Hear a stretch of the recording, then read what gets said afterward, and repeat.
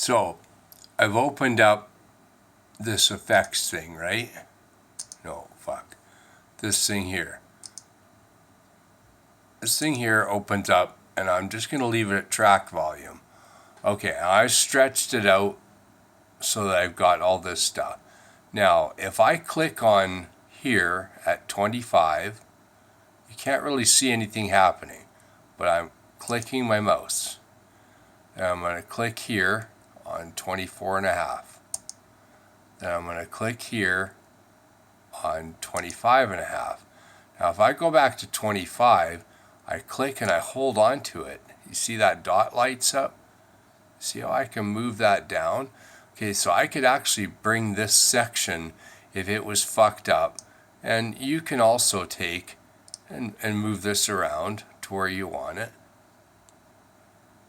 Now this is in snap to grid. Okay, we put that at 0.4. Now if I also go up to snap to grid, you see this here? Now we can take that off. Now watch what happens when I click on here. I can move this very minimal. Very minimal. So if I wanted to just remove that one tiny section out, see how I've done that? I've removed that just very minimal section out because I took off snap to grid off. So then you can move this very fine, and it'll just play through, and then that one little tiny area will fall out, and then it goes back to normal. And you can change, this stuff. I could change the volume here. Oh, well, that part of the solo isn't quite high enough. So I'll bring it up a little bit there, and then I'm going to click here, and I'm going to bring it back down to normal. And it slowly goes back down to the normal 0, plus 0 dB. See how I've changed all that little shit in there?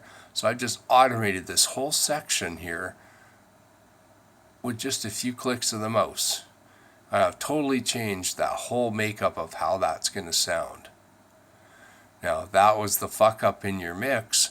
You just have to take it down to a very fine point. Snap to grid goes by the lines, but if you take the snap to grid off, you can get really fine in your changes.